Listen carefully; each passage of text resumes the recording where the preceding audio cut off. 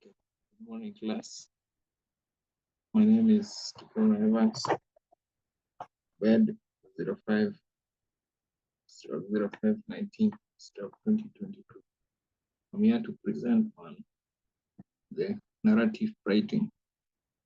And as I start, narrative writing is a style of writing that tells a story. It has a clear structure with a beginning, a middle, and its end. Narrative writing can be found in novels, short stories, biographies, and even some poetries. Let me go to the elements of a story. And within a story, we have a plot. And the plot is the sequence of events that make up a story. It typically follows a structure that includes introduction, rising action, climax, falling action, and resolution. The introduction part is the set of scenes, introduces the main characters and presents initial conflict on the call. The rising action is how the series of events that build tension or develop the story. The climax is the turning point or most intense moments of a story, while the falling action is the events that follow the climax and beginning of how to resolve the conflicts. The resolution or the conclusion is towards the end of the story, and the story comes to the close. Still under the elements of a story, we have the settings. And the setting is where and when the story takes place. It provides a context and helps establish the mood and atmosphere. It can influence the plot and the characters of the action and motivation. Descriptions of settings should engage senses and help the reader visualize the story.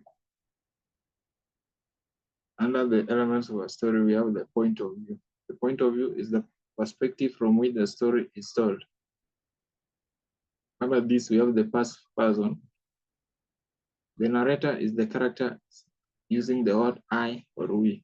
This point of view provides intimate insights for narrator's thoughts and feelings. Under this, we have the second person. The narrator addresses the reader as you, making the reader a character in the story. This point of view is less common. Under that, we have the third person limited. The narrator is outside the story but focuses on the thoughts and the feelings of one character. The third person omniscience. The narrator knows all the thoughts and feelings of all the character and can provide a broader perspective and events. Dialogue and its role in advancing the story. Dialogue is the conversation between the characters. It reveals characters' traits, motivation, and relationship. Dialogue can advance the plot by introducing new information or creating tension. It can provide lyricism and immediacy, making the story more engaging for the reader. Effective dialogue should be natural and appropriate to the characters and settings, building suspension and climax. That suspense is the feeling of anticipation or worry that the author builds throughout the story.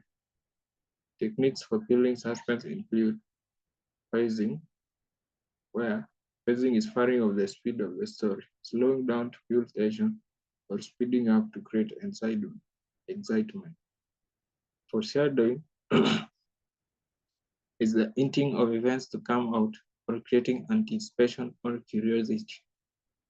While conflict is introducing challenges or obstacles that the characters must overcome. Red herring is the misleading, clueless, or diverting attention to create uncertainty. Climax. This is the most intense, exciting, or important point of the story.